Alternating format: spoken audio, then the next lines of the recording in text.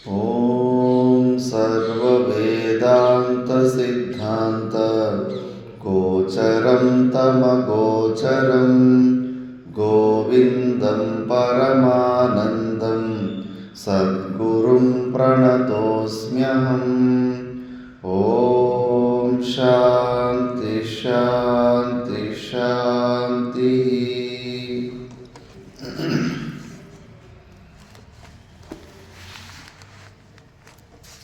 359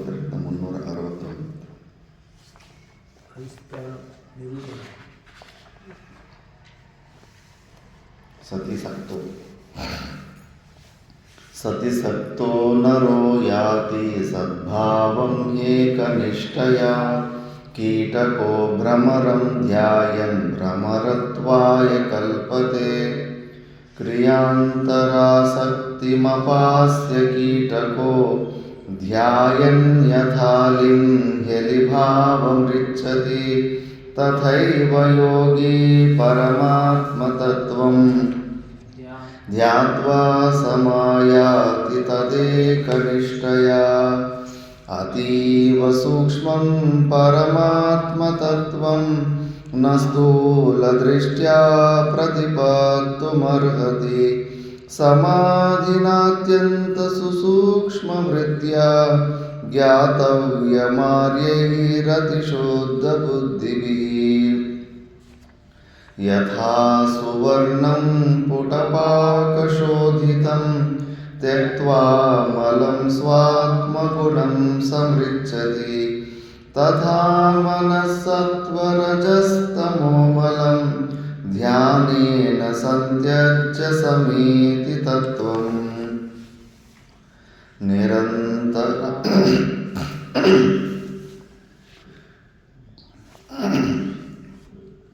निरन्तराभ्यासवशात् तदित्तं पक्वं मनो ब्रह्मणि लीयते यदा तदा समाधिः सविकल्पवर्जितः स्वतोऽद्वयानन्दरसानुभावकः। समाधिनानेन समस्तवासना घ्रन्थे विनाशोऽखिलकर्मनाशः। अन्तर्बहिः सर्वत एव सर्वदा स्वरूपविस्फूर्तिरयत्नतः स्यात्।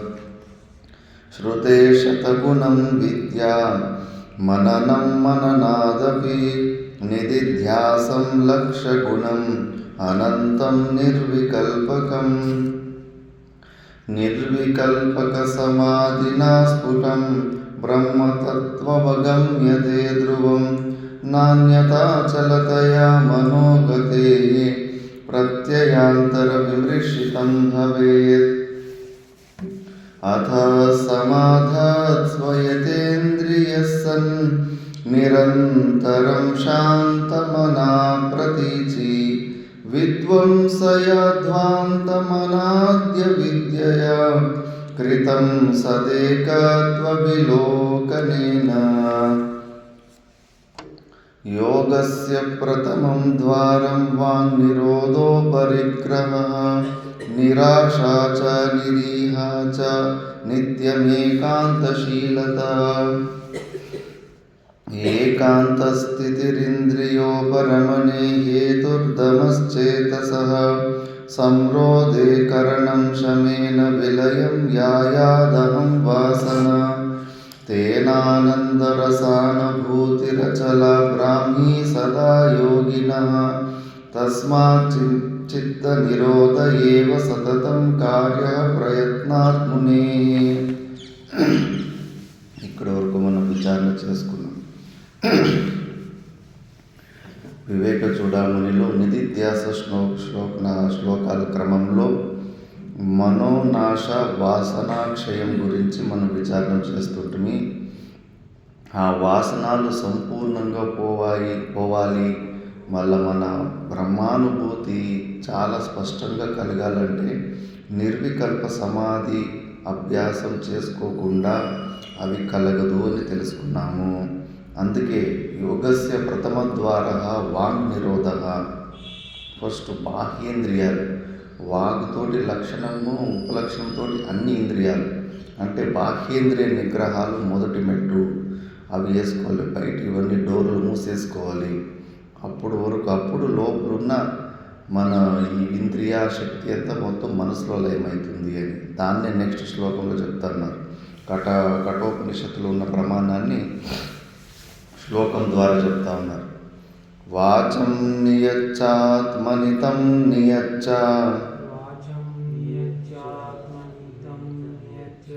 బుద్ధో ధియం యచ్చ చ బుద్ధి సాక్షిని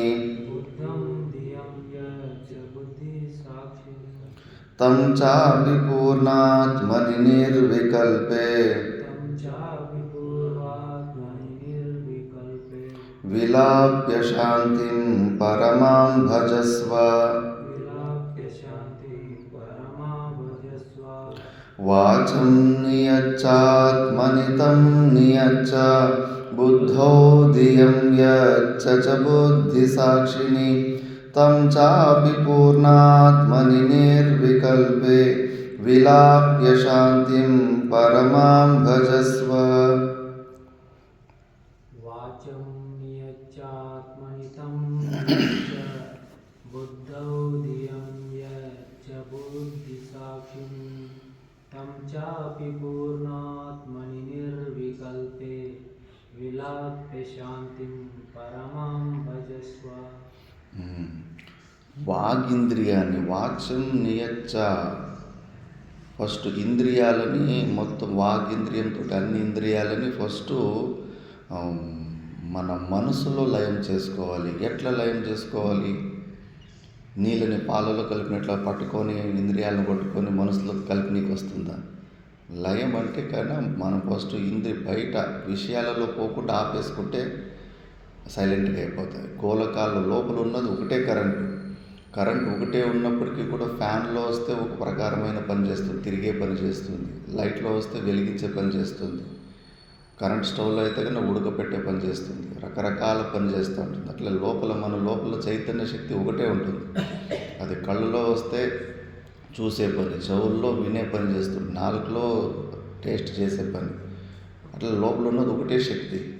మనం ఈ గోళకాలలో ఉన్న ఆ శక్తిని బయటకు పోనీయకుండా ఆపేసుకుంటే ఫస్ట్ మనకు టెంప్టింగ్ ఆబ్జెక్టులకి దూరంగా ఉండి నియమాలు, బ్రహ్మచర్య వ్రతాలు, ప్రతిజ్ఞలు చేయాల్సి ఉంటుంది. సన్యాసంలో కూడా ప్రతిజ్ఞలు చేయాల్సి ఉంటుంది. బ్రహ్మచర్యాన్ని పాటిస్తాము. కటిక నేలపైన గట్టిగా ఉండాలి, చాలా మెత్తగా ఉండకూడదు. కఠినమైన నేల మీద పడుకుంటామని, మళ్ళీ 3 సార్లు శౌచం ఆచరిస్తామని, ఏ ప్రకారమైన ఆభరణాలు వేసుకోమని, మళ్ళీ రుచి లేని పదార్థాలు తింటామని, భిక్షాటనకు పోయి అన్ని ఇంట్లో వేస్తే కానీ అందరూ టేస్టీగా చేసి ఉంటారు. ఆ టేస్ట్ తినకూడదు అని ఉంటుంది శాస్త్రం. అది బట్టలో వేసుకొని నదిలో పోయిడ్చి 3-4 సార్లు అత్తేస్తే అందులో ఉన్న రసము, ఆ టేస్ట్ అంతా బయటికి వెళ్ళిపోతుంది. దాని తర్వాత ఆ బట్ట లోపల ఉన్న అది సప్పగా ఏది ఉంటుందో అది తినాలి అని చెప్పేసి అలాంటి ఎన్నో ప్రతిజ్ఞలు చేయాల్సి వస్తుంది అప్పుడు దీక్ష. అప్పుడు అలా చేసుకున్నప్పుడు అవన్నీ ఎందుకంటే కన్నా ఈ ఇంద్రియాలకి ఆ విషయాల్లో అలవాటు పోవాలి. కుల్లా వదిలిపెట్టేసినాం, పగ్గాలు ఇడిచిపెట్టేసినాం. మొత్తం ఇంద్రియాలు ఏది చూడాలనిపిస్తే చూసేస్తున్నాం, ఏది వినాలనుకుంటే వినిపించేస్తున్నాం. అవసరం లేదు.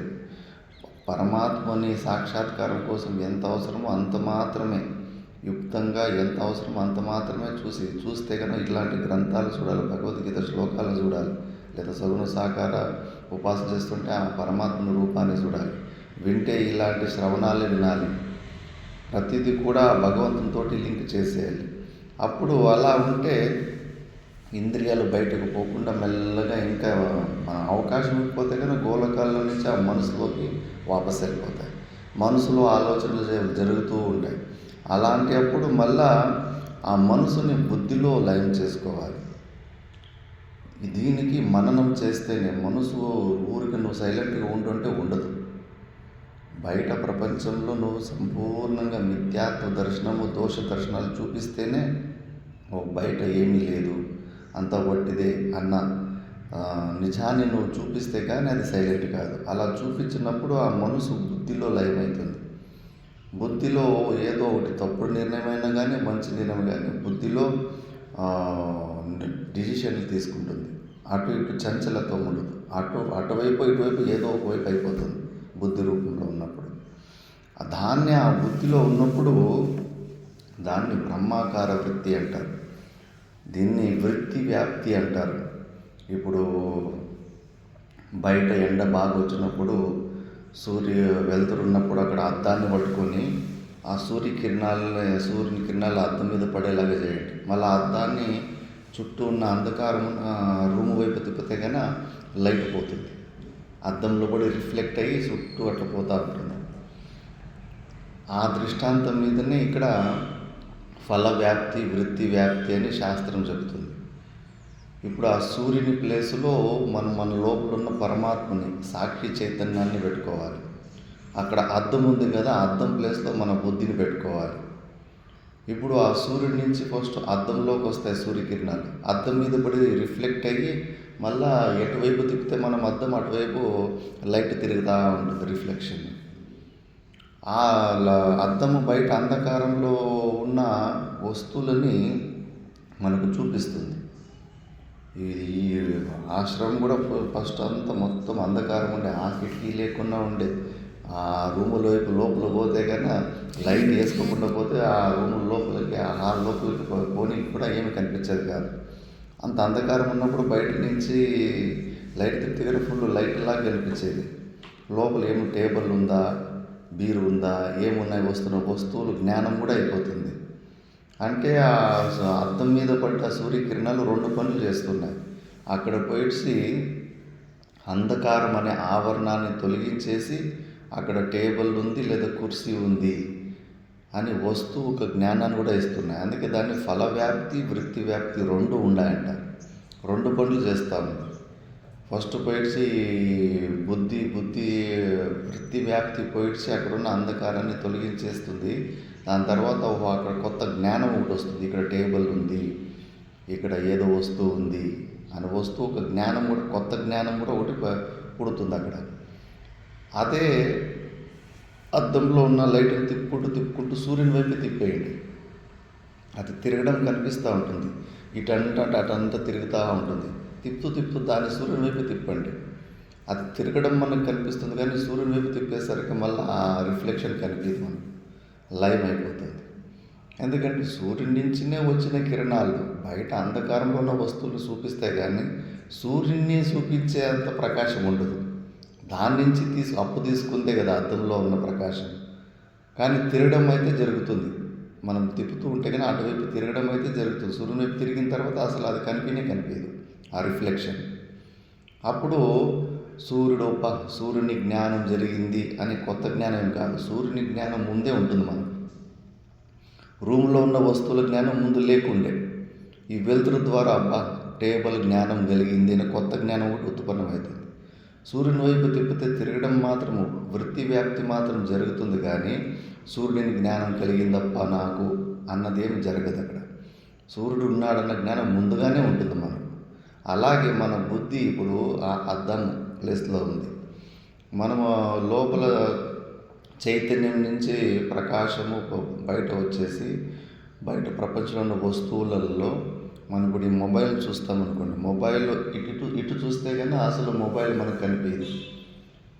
ఇటు చూస్తే కన్నా మొబైల్ లేనితనం అన్న ఒక ఆవరణము భంగం చేస్తుంది చైతన్యం. దీన్ని మొత్తం కవర్ చేసేస్తుంది. ఇది మొబైలు అని ఒక కొత్త జ్ఞానాన్ని ఇస్తుంది. ఇక్కడ వృత్తి వ్యాప్తి ఫల వ్యాప్తి 2 ఉంటాయి. బుద్ధి వచ్చేసి ఆవరణ భంగం చేసేసి మళ్ళీ ఇక్కడ ఇది మొబైల్ జ్ఞానం అని ఒక కొత్త జ్ఞానాన్ని ఇస్తుంది. కానీ అదే బుద్ధిని లోపల సాక్షి వైపు పరమాత్మని వైపు తిప్పితే తిరగడం వరకు మనకు అర్థమవుతుంది. నా బుద్ధి ఇప్పుడు సచ్చిదానంద స్వరూపుడైన ఆ సాక్షి చైతన్యం గురించి తెలుసుకుంటా ఉంది, దాన్ని గ్రహిస్తూ ఉంది అన్న విషయం ఇంత మాత్రం తెలుస్తుంది. అంతేగాని ఇప్పుడు నాకు ఆత్మజ్ఞానం కలిగింది అన్న మాట లేదు. అసలు బుద్ధి వృత్తి పని చేస్తూ ఉందంటే ఆల్రెడీ లోపల చైతన్యం ఉంటేనే కదా. సూర్యుని జ్ఞానము, ఆ సూర్యుని నుంచి వచ్చిన రిఫ్లెక్షను, అద్దంలో ఉన్న ఆ లైటు, రిఫ్లెక్షన్ లైటు సూర్యుని చూపించేంత సామర్థ్యం ఉండదు. అలాగే ఈ బుద్ధి కూడా అంతే. బయట వస్తువులను తెలుసుకోవాలంటే కానీ ఆ కొత్త కొత్త జ్ఞానాలు ఇస్తుంటుంది, కానీ లోపల తిప్పినప్పుడు అబ్బా ఇది నేను ఇప్పుడు ఆత్మని తెలుసుకున్నాను అనే జ్ఞానాన్ని ఇవ్వదు. అసలు బుద్ధి పుట్టక ముందే ఆ చైతన్యం ఉంది లోపల. కేవలం అటువైపు తిరగడం, గమనం అటు పోతుందంతే. బుద్ధిని మనం లోపల దాని గురించి ఆలోచన చేసి అలవాటు చేసుకున్నప్పుడు అటు గమనం తిరుగుతుంది, కానీ కొత్త జ్ఞానం ఏం ఉత్పన్నం కాదు. ఎందుకంటే మన ఆత్మస్వరూపము ఉత్పన్నమయ్యే జ్ఞానం కాదు, నిత్య జ్ఞానం, అది శుద్ధ జ్ఞానం. దాన్నే బ్రహ్మాకార వృత్తి అంటారు. లాస్ట్ చేసే మనము అంతిమ ప్రయత్నం ఇదే.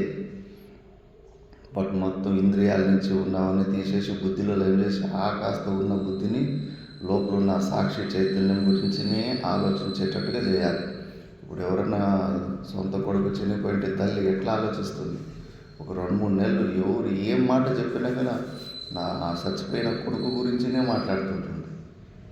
ఎప్పుడు దాని గురించిన గమనం, ఒకటే విషయం గురించి గమనం ఉంటుంది. అంటే బుద్ధి మొత్తం ఆ చచ్చిపోయిన కొడుకు మీదనే ఉంటుంది చూడండి. అలాగా మనము సచ్చిదానంద స్వరూపుని మీద ఎక్కువ ఆలోచన చేసుకొని దాన్ని పొందాలి, అది నా స్వరూపము అనే బుద్ధి ద్వారా ఎక్కువ దాని గురించి తప్పితే వేరే గురించి మనకు ధ్యాస ఉండకూడదు. అలా అలవాటు చేసుకోవాలి. చేసుకుంటూ ఉంటే ఆ మనసు అటు తిరుగుతుంది. ఒకసారి అటు అలవాటు అయిపోయింది అనుకో మనసుకు, మళ్ళీ ఎవరన్నా బయట బహిర్ముఖంగా పనికిరాని మాటలు మాట్లాడేస్తే నేను లేచి వెళ్ళిపోతాను. ఇది వీడి దగ్గర ఉంటే కానీ పనికిరాని సంసారం మాటలని చెప్తున్నాడని చెప్పేసి ఆ అలవాటు నేర్చుకోవాలి. దాన్నే బ్రహ్మాకార వృత్తి అంటారు. అట్లా బ్రహ్మాకార వృత్తి ద్వారా కొన్ని రోజులు అలా ఆలోచన చేస్తుంటే ఆ వృత్తి కూడా మాయమైపోతుంది. దీన్ని సమ్యక్ దర్శన నిష్ఠ అంటారు, బ్రహ్మాకార వృత్త అంటారు. అంతిమ పురుషార్థం, లాస్ట్ ప్రయత్నం ఇది. మనం చేసే మోక్షాన్ని పొందే ప్రయత్నంలో, అంటే అజ్ఞాన ఆవరణాన్ని తొలగించుకునే ప్రయత్నం ఇది అంతిమ ప్రయత్నం. కానీ అట్లా ఉందా మన మనసు? ఎప్పుడు దాని గురించినే చింత చేస్తూ ఎట్లుంటుంది. యోగులు మాతా మాణికేశ్వరమ్మ కొన్ని ఫోటోలు చూస్తాను, కళ్ళు తెరిచి చూస్తున్నా కూడా మనకు తెలుస్తుంది గమనం అంతా లోపలే ఉన్నట్టుగా. కోడి గుడ్ల మీద పొదుగుతూ ఉంటుంది. మనం దగ్గర పోతే కానీ మన కుర్రని మనల్ని చూసినట్టు ఉంటుంది, కానీ దాని గమనం అంతా గుడ్ల మీదనే ఉంటుంది. నా గుడ్ల మీద ఎవరైనా లాక్కుంటున్నారు అని చెప్పేసి. అట్లా ఎప్పుడు మనకు లోపల ఆ ప్రజ్ఞ ఉండాలి. అలా అలవాటు చేసుకుంటే కనుక తప్పకుండా ఆ బుద్ధి వృత్తి కూడా కొన్ని రోజులు ఉంటే అది కూడా లయమైపోయి మళ్ళీ స్వరూపంలో మనమే ఉంటాము. సమాధి అభ్యాసంలో ఈ పని చేసుకుంటారు. ఈ జ్ఞానం ఉన్న వాళ్ళు కాబట్టే అలా మండికేసుకొని కూర్చోగలుగుతారు. మళ్ళా తంచాపి పూర్ణాత్మని నిర్వికల్పి విలాపి, ఆ బుద్ధిని ఇట్లా నిర్వికల్పమైన ఆ ఆత్మస్వరూపంలో లయం చేసేయండి. ఉప్పు బొమ్మ సముద్రంలోకి తెలుసుకోవడానికి పోయి స్వయంగా సముద్రం ఎట్లా అయిపోతుందో అలాగే ఈ బ్రహ్మాకార వృత్తి కూడా పరమాత్మ వైపు ఎక్కువ తిరగడం అలవాటులో ఆ వృత్తి లేకుండా అయిపోతుంది. ఇది ఒకటే మార్గం ఉంది. అలా నువ్వు లయం చేసుకొని పరమాం శాంతిం భజస్వ, పరమశాంతిని పొందు. చిన్న చిన్న శాంతిలు కాదు, పర్మనెంట్గా శాంతి స్థితిని పొందు అని ఈ అభ్యాసాలు చేసుకోవాలి మనము. దాన్ని వల్ల వృత్తి నిరోధస్య స్వరూపానంద అభివంచకత్వం సోపపత్తికం మాన. మనం ఇంద్రియాలు, మనసు, బుద్ధి ఉన్నాయి కదా, వీటికి ఒక వీక్నెస్ ఉంది.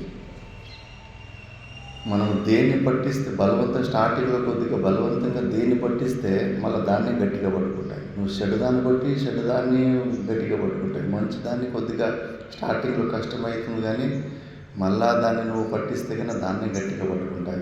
ఆ విషయమే చెప్తున్నా. దేహ ప్రాణేంద్రియ మనోబుద్ధి, ఇది అనియత అక్షరం. దేహ ప్రాణేంద్రియ మనోబుద్ధ్యాది రూపాదిభి, దేహ ప్రాణేంద్రియ మనో బుద్ధ్యాది రూపాదిభి యైర్వృత్తే సమాయోగః తత్తద్భావోస్య యోగినః ప్రాణేంద్రియ మనోబుద్ధ్యాదిభిరుపాదిభిః యైర్వృత్తే సమాయోగః తత్తద్భావోऽస్య యోగినః. దేహ ప్రాణేంద్రియ మనోబుద్ధ్యాదిభిరుపాదిభిః యైర్వృత్తే సమాయోగ తద్భావస్య యోగినః. ఈ దేహేంద్రియ సంఘాతంలో మనకున్న ఇంద్రియాలు, బాహ్యేంద్రియాలు, అంతరింద్రియాలు ఏమున్నాయో వీటికి ఒక వీక్నెస్ ఉంది. దేని గురించి మనము దాన్ని పట్టిస్తామో అలాగే అయిపోతాయి. సినిమాల్లో చూడండి, మంచి కామెడీ సినిమా చూస్తుంటే కన్నా మనం కూడా ఫుల్ నవ్వుతూ ఉంటాం. అదే సెంటిమెంట్ సినిమాలు వచ్చినాయనుకో మనం కూడా ఏడుస్తూ ఉంటాం. కొన్ని సినిమాలల్లో అయితే కన్నా దేశభక్తి గురించి దాని గురించి సినిమాలు వస్తే కన్నా మనకు కూడా ఫుల్ పౌరుషం వచ్చేసి ఉంటుంది. నేను నా దేశం కోసం ఏదో ఒకటి చేయాలని చెప్పేసి ఫుల్ ఛార్జ్ అయిపోతూ ఉంటుంది. కాబట్టి ఇంద్రియాలకు ఆ వీక్నెస్ ఉంది. కాబట్టి స్టార్టింగ్లో కొద్దిగా కష్టమైనప్పటికీ కూడా ఆ పరమాత్మని, సచ్చిదానంద స్వరూపుని వైపే చూసేటట్టుగా కొన్ని రోజులు బలవంతంగా మనం అలవాటు చేసామంటే తప్పకుండా మళ్ళీ దానికే అడిక్ట్ అయిపోతాం. స్టార్టింగ్లో కొద్ది కష్టం అంతే. అందుకే ఆ కొద్ది రోజులు కష్టమైనప్పటికీ కూడా ఇటువైపే మీరు ప్రయత్నం చేసి కొద్ది రోజులు అభ్యాసం చేయండి. ఒకసారి ఇటువైపు అలవాటు అయిపోయింది అనుకోండి, మళ్ళీ వేరే విషయాలపై ఇవనికి వస్తే కానీ తిరస్కారం చేస్తుంది, వద్దు అది అని చెప్పేసి.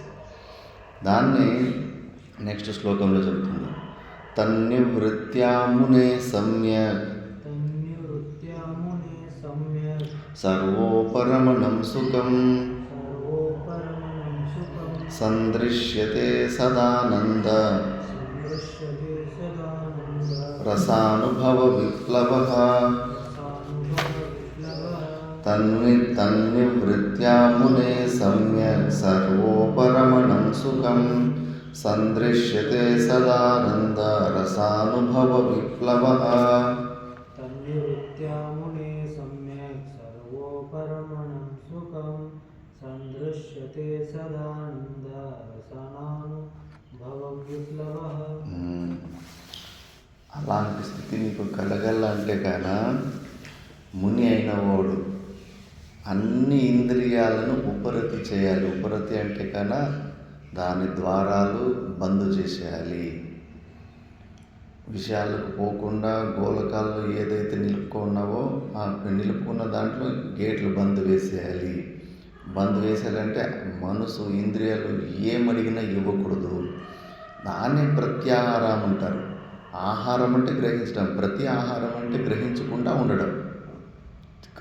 కళ్ళను అడుగుతూ ఉంటాయి, అది చూడాలా, తిరుపతి చూడాలా, శ్రీశైలం చూడాలా, బద్రీనాథ్ చూడాలా, అది చూడాలి, ఇది చూడాలా. ఆ అలవాటు లేదు. అది అడిగిందంత అవసరం లేదు.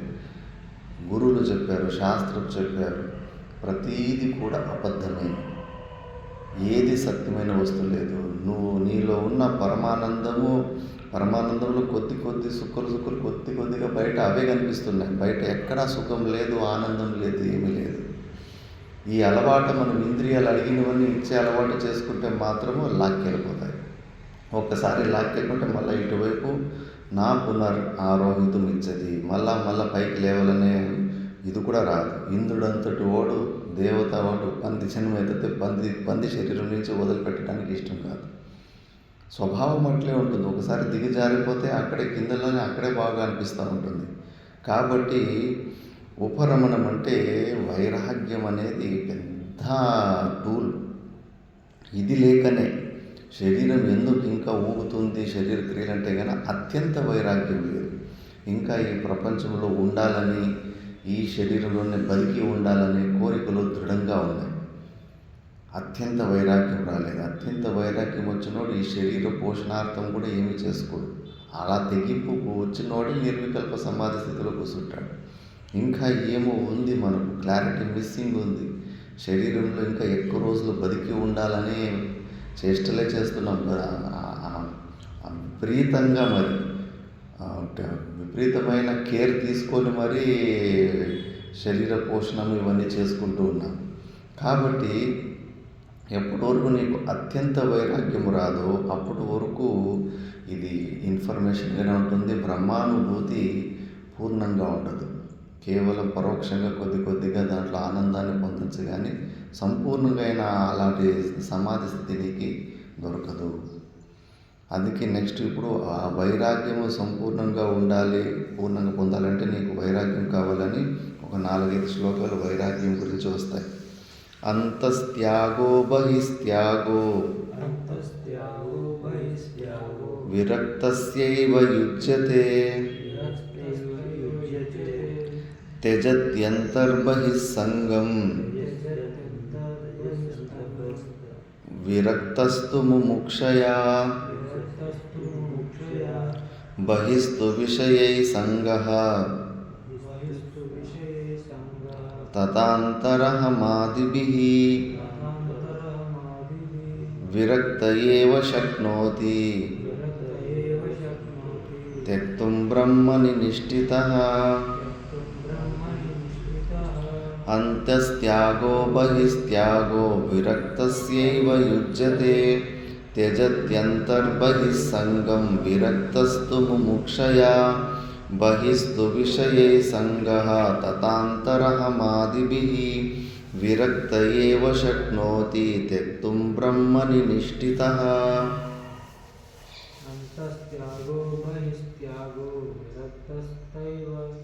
విరక్తశ్చైవ యుజ్యతే త్యజత్యంతబహిర్సంగః విరక్తస్తు ముముక్షయా బహిస్తు విషయే సంగః తథాంతరమాదిభిః విరక్త ఏవ శక్నోతి త్యక్తుం బ్రహ్మణి నిష్ఠితః. అంతస్త్యాగో బహిస్త్యాగః 2 ప్రకారాల వైరాగ్యం. బయట ఉన్న విషయాల్ని వదిలిపెట్టేయాలి, లోపల ఉన్న విషయాలు. లోపల ఉన్న విషయాలంటే నేను అని అహం నేను ఈ శరీర సంఘాతాన్ని అన్న భావం, దాన్ని కూడా వదిలిపెట్టేయాలి. ఈ శరీరం మీద ఏమాత్రము హక్కులు చలాయించకూడదు. అది ప్రాక్టికల్గా చెక్ చేసుకోవాలి. ఆలోచించండి. మాతా మాణిక్యేశ్వరమ్మ చెట్ల మీద ధ్యానం చేసుకుంటూ ఉంటే పిచ్చిది అని చెప్పేసి కింద నుంచి రాళ్ళతోటి కొడుతూ ఉంటారు. ఇటువైపు నుంచి రక్తాలు కారేదంట, రాళ్ళ దెబ్బలు పడి. ఇటువైపు నుంచి రాళ్ళతోటి కొడుతుంటే అటువైపు పోయేదంట, అటువైపు నుంచి రాళ్ళతో కొడితే ఇటువైపు వచ్చేదంట. ఎంత తప్పించుకున్నా కూడా 20-30 మంది రాళ్ళతోటి కొడితే ఏదో ఒక రాయి పడుతుంది. వెనకాల ఎమక ఇరిగిపోయింది. ఇప్పుడు కూడా అది మళ్ళీ అది అంతుకోలేదు. ఎవరికైనా కష్టాలని వస్తే కానీ ఆ ఎమక ఇట్లా ముందుకు లాగా చూపిస్తుందంట చరంతో పాటు. మీకు ఇలా ఏమైనా కష్టాలు ఉన్నాయా అని. మరి ఎందుకు ఏమాత్రం రియాక్షన్ చేసుకోకుండా అవన్నీ ఎందుకు సహించారు? ఎందుకంటే ఈ శరీరం నేననే భావం కొద్దిగా కూడా లేదు వాళ్ళు. కాబట్టి ఈ శరీరానికి రాళ్ళతోటి అంత హింస పెట్టినా కూడా దానికి పెద్దగా ఏమీ రియాక్షన్ లేదు. ఈ శరీరంతోటి సంబంధం, నేను అనే సంబంధం కొద్దిగా కూడా పెట్టుకున్నా కూడా ఎట్లా దుఃఖాలు దూరం అవుతాయి, ఎట్లా మోక్షం వస్తుంది. అందుకే లోపలున్న అహంభావము, బయట ఉన్న మా వస్తువులలో మమభావము, మమభావాలు ఏమైతే ఉంటాయో సంపూర్ణంగా ఎవరైతే దాన్ని త్యజిస్తాడో బహిస్తు విషయై, బయట విషయాలలో సంగః తథా అహమాదిభిః, లోపల అహమాది మనసు బుద్ధుల ద్వారా ఏమైతే ఉందో విరక్త ఏవ శక్నోతి, ఈ శరీరంతో ఉన్న తాదాత్మ్యాన్ని విరక్తమేవ శక్నోతి త్యక్తుం. ఎవరైతే బ్రహ్మని నిష్ఠితః, బ్రహ్మలో నిష్ఠ ఎవరుకుంటుందో, ఆ ఎప్పుడు నేను సచ్చిదానంద స్వరూపుణ్ణి అని ఆ నిష్ఠ కలగాలి.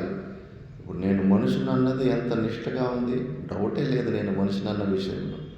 బుద్ధి ద్వారా స్మరించుకోవాల్సిన అవసరం కూడా లేకపోయింది. తప్పుడు నిర్ణయమైనా కూడా స్ట్రాంగ్గా నమ్మి ఉన్నాం, నేను మనిషిని, నేను జీవుణ్ణి అని. ఇంత నమ్మకం, ఇంత నిశ్చయము నేను సచ్చిదానంద స్వరూపునని ఏ రోజైతే కలుగుతుందో నేర్చన్నపి ముచ్చేది, నువ్వు మోక్షం వద్దనుకున్నా కూడా వచ్చేస్తుంది. కాబట్టి వైరాగ్యం మాత్రము చాలా చాలా, ఎంత వైరాగ్యం అంటే ఆఖరికి నీకు కంటి రెప్ప తెరవాలని కూడా కోరిక పుట్టకూడదు. ఎందుకు నేను అనవసరంగా వేస్ట్ కంటి తెరిచి ఏం చూసేది ఉంది. శాస్త్రం గురువులు చెప్తే అంత ఒట్టిది లేని ప్రపంచం అని. ఎందుకు ఈ శరీరంలో ఇంకా ఎన్ని రోజులు ఉండాలి, ఎందుకు ఉండాలి, ఏమన్నా సుఖం ఉంది, ఏమన్నా ప్రయోజనం ఉంది ఈ శరీరంలో ఎక్కువ రోజులు ఉండడం వల్ల? ఉంటే ఉండి పోతే పోని. ఆకలి దొప్పి ఇవన్నీ ప్రాణధర్మాలు. ఈ మనసు బుద్ధులు నా ధర్మాలని నాకు మోసం చేస్తున్నాయి. నేనెందుకు దీనికి పోషణ చేయాలి? ఇలా తెగించిన వాళ్ళే ఆ నిర్వికల్ప సమాధి స్థితిలో కూర్చున్నారు గుహల్లో, అక్కడ ఇక్కడ ఏమి ఆహారం లేకుండా. అంతటి నిశ్చయం దృఢంగా ఉంది కాబట్టి పరమ వైరాగ్యం. ఒక్క క్షణం కూడా ఈ శరీరంలో ఉండాలనే కోరిక ఉండదు వాళ్ళకి. ఎంత తొందరగా ఈ శరీరము నుంచి తొలగించుకుంటే అంత మంచిది అనే భావంలో ఉంటారు. మనం విపరీతంలో ఉంటాం, ప్రొటెక్టివ్ మోడ్లో ఉంటాం. ఈ శరీరాన్ని కాపాడుకొని పోషించుకునే ప్రయత్నాల్లో ఉంటాం. అది రాదు. వైరాగ్యము లేదు అని అర్థము. అత్యంత వైరాగ్యం ఉండాలి. దాన్నే ఇప్పుడు వైరాగ్యము మళ్ళీ వివేకం రెండు రెక్కలు ఉన్నట్టని నెక్స్ట్ శ్లోకంలో చెప్తున్నా. వైరాగ్య బోధౌ పురుషస్య పక్షివత్ పక్షో విజానీహి విచక్షణత్వం విముక్తి సౌధాగ్రతలాధిరోహణం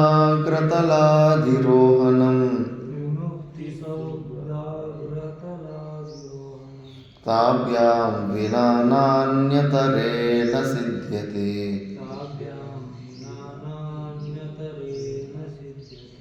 వైరాగ్యబోధౌ పురుషస్య పక్షివత్ పక్షో విజానీహి విచక్షణత్వం విముక్తి సౌధాగ్రతలాధిరోహణం తాభ్యాం వినా నాన్యతరేణ సిద్ధ్యతే.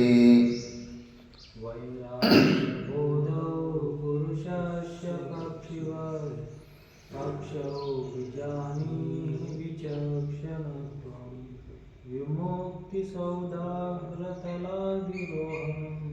తాభ్యాం వినా నాన్యతరేణ సిద్ధ్యతే. వైరాగ్య బోధౌ, వైరాగ్యము మళ్ళీ వివేకము. ఇవి పురుషునికి పక్షికి ఎలా రెండు రెక్కలు ఉంటేనే అది పైకే ఎగరగలదో అట్లా ఈ పురుషునికి ముముక్షుకి ఇవి రెండు రెక్కలు ఉన్నట్టు. ఏది ఒకటి లేకపోయినా కూడా పైకి ఎగరలేము మనము.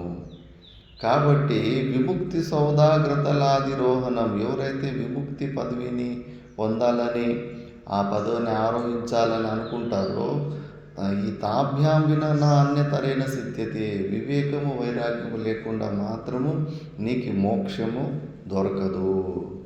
అందుకే నెక్స్ట్ శ్లోకంలో వైరాగ్యం అంటే చిన్న చిన్న వైరాగ్యాలు కాదు. ప్రతి ఒక్కరూ నేను ఇల్లును వదిలిపెట్టి వచ్చేసానని, అది వదిలిపెట్టి వచ్చేసాను, ఏది వదిలిపెడితే ఏమి, శరీరం మీద ఉన్న మోహాన్ని వదిలిపెట్టలే కదా. ఎక్కడ పైన కూడా మళ్ళీ సంసారం వల్ల మొత్తం అక్కడే ఉంటుంది. అక్కడ భార్యతోటి గొడవ పడుతుంటే ఇప్పుడు ఎవరోని ఎదుర్కొంటాం గొడవ చేసుకోవడానికి. అక్కడ కోడలతోటి గొడవ పడుతుంటే మళ్ళీ ఇక్కడ ఎవరెవరు కోడల్లాగా ఎవరినొకరు ఎదుర్కొంటాం గొడవలు చేసుకోవడానికి. ఇక్కడ ఇంకా అక్కడ ఒకరిద్దరు ఉంటే కానీ ఇక్కడ 5 మందిని తయారు చేసుకుంటాం. మరి శరీరంతో ఉన్న సంబంధం మాత్రం పోలేదు కదా. నిజమైన వైరాగ్యం అంటే అహమమ భావాలు లేకుండా చేసుకోవడం. నేను నాది అన్నది. ఆ వస్తువులు నేను నాదని ఒక వస్తువు మన దగ్గర నుంచి దూరమైనప్పుడు తెలుస్తుంది ఎంత ఉంది మనకు ఆ వస్తువుల మీద మోహం అని. ఆ పనికిరాని కోపినం మీద చోటా మహారాజు లాంటి మహాసిద్ధు పురుషులకి మోహం వచ్చేసింది. నీళ్ళలో కొట్టుకెళ్ళిపోతే కానీ ఆ కోపినం ఇంత ఎడల్పు ఉంటుంది పట్టాది. దాని గురించి మనసుకి 10-20 సార్లు ఆలోచించింది. మరి అంత గాఢంగా ఉన్నప్పుడు మోహము మనమున్న రూముల మీద కానీ మనమున్న ఆశ్రమాల మీద కానీ మోహం ఉంటుందా లేదా? నారాయణ చైతన్యం ఇప్పుడు ఈ వ్యవస్థని మన చేత నుంచి ఎవరైనా గుంజుకుంటే గానా తట్టుకోలేకపోతారు. ఎందుకు ఆశ్రమంలో ఎవరైనా పాత స్వాములు ఉండి కొత్త స్వాములు వచ్చి కొత్త స్వాముల చేతికి మేనేజ్మెంట్ పోతుందంటే గనా విల ఎందుకు తొందలాడతారు? భయం.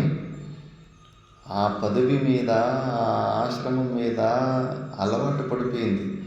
షేక్ అయిపోతుంది వాళ్ళు. అయ్యో ఇది లేకపోతే, ఈ ఆశ్రయం లేకపోతే నా జీవితం ఎట్లా, నేను బతికేది ఎట్లా అని. జ్ఞానం మాట లేనే లేదు అక్కడ, వైరాగ్యం మాట లేనే లేదు. మళ్ళీ బయటకు మాత్రం ఎండిపోయిన రొట్లు తిని వైరాగ్యవంతుల్లాగానే యాక్టింగ్లు నటనలు జరుగుతూ ఉంటాయి. ఆ వైరాగ్యం మీద, ఆ పదవి మీద కూడా మోహం లేదని చూపించాలి కదా. పెత్తనాల మీద కూడా నాకు అలాంటి మోహం లేదని వైరాగ్యం అక్కడ చూపించాలి కదా. బయట మందిని ఎందుకు మోసం చేస్తావు, ఎండిపోయిన రొట్లు తిని నాకు పెద్ద వైరాగ్యం ఉందని. ఈ శరీరం మీద చూపించుకోవాలి కదా, నాకు ఈ శరీరం మీద ఏ ప్రకారమైన మోహం లేదు, నేను పూర్ణుడి అని చెప్పేసి. చాలా సూక్ష్మం ఇది. ఎవరికైతే ఈ వివేకము వైరాగ్యము లేదో అడుగడుగున వాడు పిరికి పొందలాగా భయపడుతూ ఉండాలి. వైరాగ్యం ఉన్నోడికి ఏమి, చెట్టు కింద ఏమి, రైల్వే స్టేషన్ ఎక్కడైనా మహారాజులాగానే జీవిస్తూ ఉంటాడు వైరాగ్యం ఉన్నాడు. అవధూతులు అలాగే జీవిస్తారు, సింహం లాగానే. ఎట్లా ఒక్కరే వెళ్తూ ఉంటారు, ఎవరికన్నా బెదురుతారు, ఎవరి దగ్గరైనా తల ఉంచుతారా? పరాతి దీన స్థితి వాళ్ళు ఉండనే ఉండదు. అందుకే నెక్స్ట్ శ్లోకంలో చెప్తా ఉంటారు, అత్యంత వైరాగ్యవత సమాధి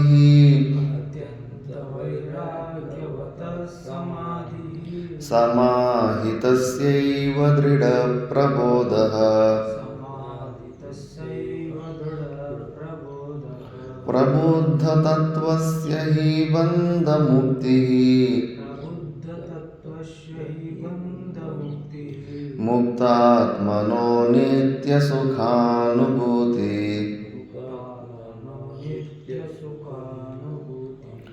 అత్యంత వైరాగ్యవత సమాధి సమాహితస్యైవ దృఢ ప్రబోధః ప్రబుద్ధతత్వస్య హి బంధముక్తిః ముక్తాత్మనో నిత్యసుఖానుభూతి.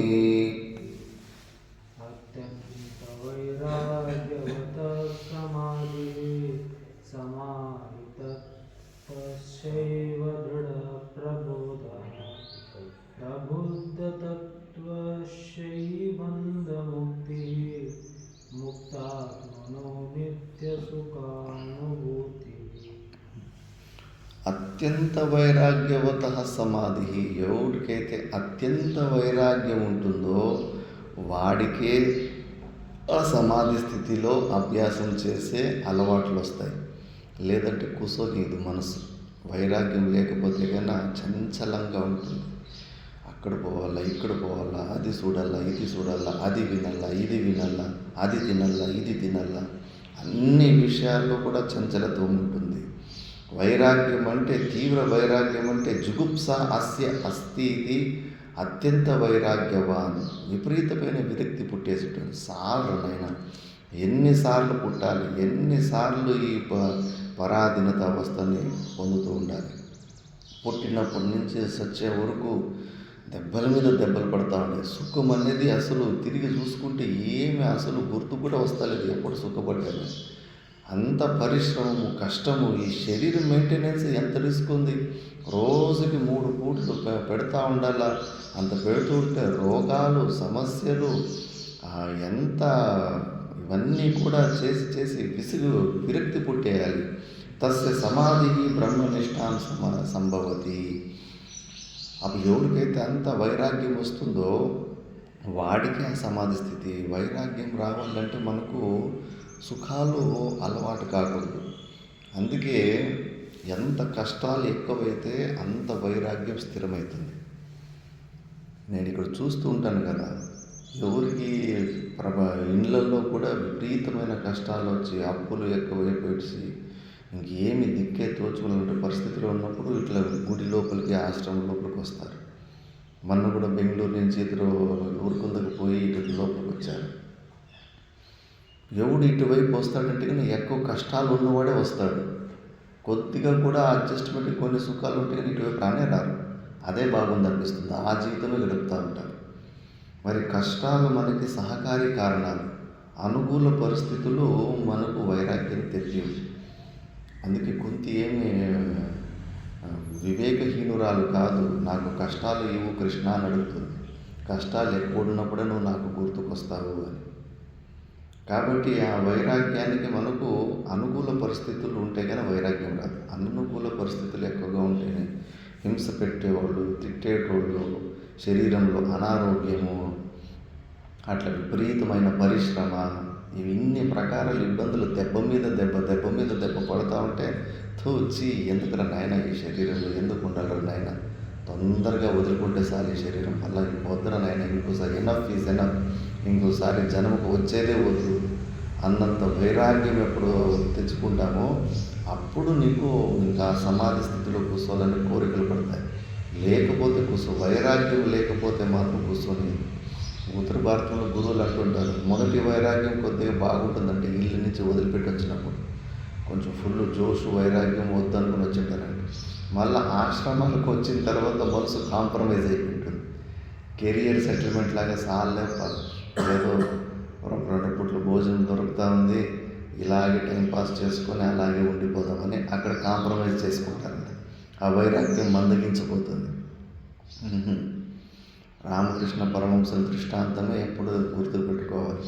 అంత ఉత్కృష్టమైన దేవీ దర్శనాన్ని పొందిన రామకృష్ణ పరమహంసుడు రోజు సూర్యాస్తమయిస్తే పొరలాడి ఏడుస్తూ ఉంటాడంట. అయ్యయ్యో ఇంకో రోజు వేస్ట్ అయిపోయాయి కదప్ప, ఇంకా నేను ఆ పరమానందాన్ని పొందలేకపోతున్నాను కదప్ప. ఎప్పుడన్నా ఒక్కరోజన్నా ఏడిచామా నారాయణ చైతన్య? ఒక్కరోజన్నా పొరలాడవ మట్టిలో? జీవితం ఒక రోజు వేస్ట్ అయిపోతా ఉంది అని చెప్పేసి నాకు ఆశ్చర్యమవుతుంది. అంతటి వైరాగ్యం ఇంకా వస్తలేదు అంటే అడ్జస్ట్ అయిపోయినాం. ఈ శరీరంలో ఉండడం ఓకే, ఏమి బాధలు ఉన్నాయి, ఆరాంగా జీవితం ఎట్లా గడుస్తుంది, ఇలాగే ఉండిపోయి కాంప్రమైజ్ అయిపోయినా. వద్దురా నాయన ఈ శరీరంతో ఉన్న తాదాత్మ్యం వద్దు, ఇప్పుడే ఎక్కువైపోయింది అని ఆ రామకృష్ణ పరమహంసలకు వచ్చినంత పరమ వైరాగ్యము, ఆ తీవ్ర ముముక్షుత్వము వస్తలేదు, మందగించిపోయింది. మా గురుగారు కూడా అంతే రిలాక్స్గా ఉంటే, ఏంట్రా మరీ ఎంత రిలాక్స్గా ఉన్నారు, ఎట్లున్నారంటే మీరు బనత్తు బంచాయి, ఎప్పుడో వస్తుందిలే మోక్షం, ఈ ఊరికి ఇప్పుడు ఎందుకు తొందరపడాలి అనే భావంలో కూర్చున్నారు కదరా అని ఈ దృష్టాంతం చెప్పాలి. నిద్ర రాకూడదురా, ఎప్పటి వరకు అయ్యో ఇంకో దినం వేస్ట్ అయిపోతుంది కదా, ఇంకా నేను ఆత్మానుభూతిని పొందలేదు కదా, టైం వేస్ట్ అయిపోతుంది కదా అని రాత్రిపూట్ల నిద్ర రాకూడదు. మీకు మంచిగా నిద్ర వస్తున్నట్టు మనసు మందగించిపోయింది, వైరాగ్యం మందగించిపోయింది, తీవ్ర ముముక్షుత్వం కూడా మందగించిపోయింది. ఇవి రెండు మందమైపోయాయి కాబట్టి నీకు అలా అనిపిస్తలేదు. లేకపోతే ఒక్కొక్క రోజు వేస్ట్ అయిపోతూ ఉంటే కానీ మనకు నిద్ర పట్టకూడదు. అంతటి వైరాగ్యాన్ని తెచ్చుకోవాలి. అలా ఎవరైతే చేసుకుంటాడో వాడు కూర్చుంటాడు సమాధి స్థితి. వద్దురనైనా ఇంకేమీ వద్దు అని చెప్పేసి మళ్ళీ అలాంటి వాడికి సమాహిత సేవ దృఢ ప్రబోధ. ఎవడైతే ఆ సమాధి స్థితిలో స్థిరంగా కూర్చుని అలవాటు చేస్తాడో వాడికి ఇప్పుడు ఏదైతే శ్రవణం అనేది విన్న జ్ఞానం ఉంటుందో, అప్పు తీసుకున్న జ్ఞానం ఉంటుందో అది వాడికి సొంత జ్ఞానం అవుతుంది. ఇది విన్నదంతా అంత అప్పు తీసుకున్న జ్ఞానమే. ఇది దృఢ ప్రబోధ. ఇప్పుడు వింటుంటే కూడా ప్రబోధం అవుతుంది, కానీ దృఢంగా కావడం లేదు. అప్పుడు సమాధి అభ్యాసంలో చేసుకున్నప్పుడు దృఢంగా అవుతుంది. ప్రబుద్ధ తత్వస్య హి బంధముక్తి. ఎవరికి పూర్ణంగా ఆ బ్రహ్మానుభూతిని పొందుతాడో వాడికి బంధం నుంచి మోక్షం వస్తుంది. ముక్తాత్మను నిత్య సుఖానుభూతి. అలా ముక్తిని పొందిన జీవాత్ముడే జీవన్ముక్తి ఆనందాన్ని పొందుతాడు, ఎప్పుడు జీవన్ముక్తి స్థితిలో ఉంటాడు.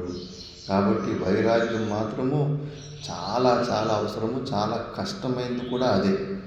మనము బుద్ధిలో ఉన్న తీక్ష్ణత ద్వారా ఏం చేస్తామంటే కష్టం రాకుండా సుఖంగా జీవితం గడపడానికి అన్ని ప్లాన్లు ఏర్పాట్లు చేసుకుంటాం. పెద్ద తప్పు. బుద్ధ భగవానుడు వాళ్ళ ఇంట్లోనే పెద్ద రూములు కట్టించుకొని రూములో సాధన చేసుకోవచ్చు కదా, ఆశ్రమాలు కట్టించుకొని. ఎందుకు అడవిలో వచ్చి ఆహారం లేకుండా కఠినమైన మార్గాలు ఎందుకు ఎంచుకున్నాడు? తెలివి తక్కువనోడు అనుకున్నారా? లేదు. ఏ ప్రకారమైన కొద్దిగా సుఖాన్ని ఇచ్చినా కూడా ఈ శరీరానికి మళ్ళా మాయలు లాగేస్తుంది. వేమన్న యోగి లాస్ట్ మూమెంట్లో దిగంబరంగా ఉండి అప్పటికే ఎన్నో సిద్ధులు అవన్నీ చూపించినాడు. దారిలో ఇసుకని కొద్దిగా ఇట్లా ఒడ్డుకి వేసుకొని తలదిండిలాగా వేసుకొని ఇట్లా పడుకో ఉంటాడు. తలదిండిలాగా వేసుకొని కాలు కింద కాలు వేసుకొని పడుకో ఉంటాడు. ఇంకా ఆ దారిలో ఊర్లో ఉన్న వాళ్ళు నీళ్ళు తీసుకొని ఆడవాళ్ళు పోతూ ఉంటారు. ఒక స్త్రీ అంటుందంట, అబ్బా చూడే మహానుభావుడు అన్నీ వదిలిపెట్టేసిండు అని ఒక ఆమె అంటుందంట. వెనక నుంచి ఇంకో ఆమె అంటుందంటే లేదే ఇంకా ఇసుక దిండు పెట్టుకున్నాడు చూడు, అంటే ఇంకా ఈ శరీరంతో సుఖం పొందే కోరికలు ఉన్నాయని టక్కని లేచి కూర్చుంటాడంట. వామ్ము, అవును కదా, మళ్ళా సుఖమే కదా, ఇసుక తిండి వేసుకుంటేనే సుఖాన్ని, ఈ శరీరంతో సుఖాన్ని పొందే అలవాట్లకు మళ్ళీ వెళ్ళాడని ఇసుక తిండి చెరిపేసిందని మళ్ళీ ధ్యాన స్థితిలో కూర్చుంటాడంట. మరి అంత చిన్న చిన్న సుఖాలు కూడా మళ్ళీ మాయలోకి లాగేస్తుందంటే మనం ఎన్ని ఇస్తున్నాము? రూములు, పరుపు, ఫ్యాను, రుచిమైన భోజనాలు, ఇవన్నీ ఇస్తూ ఉంటూ వైరాగ్యం ఎక్కడి నుంచి వస్తుంటుంది? కోరి కోరి మరి. అందుకే తపస్విలు శరీరానికి ఏ సుఖము అలవాటు కూడా కానికూడదని కఠినమైన తపశ్చర్యలు చేస్తారు. వేదాంతము తపశ్చర్య రెండు కలిసి ఉన్నప్పుడు వైరాగ్యం స్థిరమవుతుంది. అందుకే అలాంటి వైరాగ్యం ఉన్నవాడే ఇలాంటి అనుభూతిని పొందగలుగుతాడు. అందుకే నా సుఖం దేవరాజస్య నా సుఖం చక్రవర్తిన యాదృశం వీతరాగస్య మునే ఏకాంతశీలిన. దేవరాజుల సుఖము ఇది పనికిరాని సుఖము. చక్రవర్తి సామ్రాట్ ప్రపంచమంతా తెలిసిన వాళ్ళ దగ్గర ఉన్న ఆనందం పనికిరానిదే. యాదృశం వీతరాగస్య వైరాగ్యమున్న ముని ఏకాంతశీలంలో వాడుకున్నంత ఆనందము వీళ్ళెవరికి దొరకదు. అందుకే నెక్స్ట్ శ్లోకము చెప్తా ఉంటారు. వైరాగ్యం ఒకసారి ఉంటుంది, ఏమి పెండింగ్ లైఫ్ లేవు. ఒకసారి అక్కడ పెండ్రా రైల్వే స్టేషన్లో అమర్కంటక్ దగ్గర మధ్యప్రదేశ్లో ఒక 3 రోజులు రైల్వే స్టేషన్లోనే పడుకున్నాను. ఇంకా మహా చక్రవర్తి కన్నా పెద్ద చక్రవర్తి అనిపిస్తుండే నాకు. ఏమీ లేదు, ఒక 2 జతల బట్టలు వేసుకున్నది ఒకటి, ఇంకోటి జోలులో ఒక ఇది ఉందంతే. మరి ఎవరో అక్కడెక్కడ కలిసి వచ్చిన తోటి ఏదో ఒక పూట భోజనం ఎవరో వాళ్ళ భక్తులు జరుగుతూ ఉంటుంది. కాబట్టి మంచిగా రైల్వే స్టేషన్లో పడుకోవడం, అక్కడే స్నానం చేసుకోవడం, మంచిగా ధ్యానం. రాత్రి పూట్ల స్టేషన్లో పడుకుని పైన నక్షత్రాలు చంద్రులు చూస్తూ ఉంటే కానీ అవ్వదు. సంపూర్ణ ప్రపంచానికి రాజుని అనిపించేది. వైరాగ్యంలో విపరీతమైన సుఖం ఉంటుంది. అన్నీ తెగించి ఉన్నప్పుడు, బతికే ఆశలు ఏ ప్రకారం లేకపోయినప్పుడు. అందుకే నెక్స్ట్ శ్లోకంలో చెప్తున్నారు, వైరాగ్యాన్న పరం సుఖస్య జనకం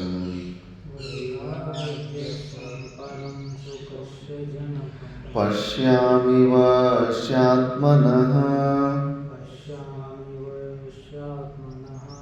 తచ్చేత్ శుద్ధతరాత్మబోధసహితం శుద్ధతరాత్మబోధసహితం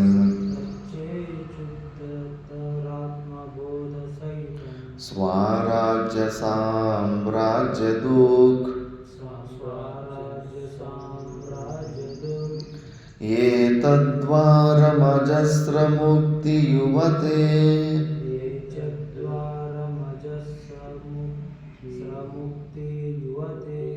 యస్మాత్వమస్మాత్ పరం సర్వత్ర స్పృహయా సదాత్మని సదా.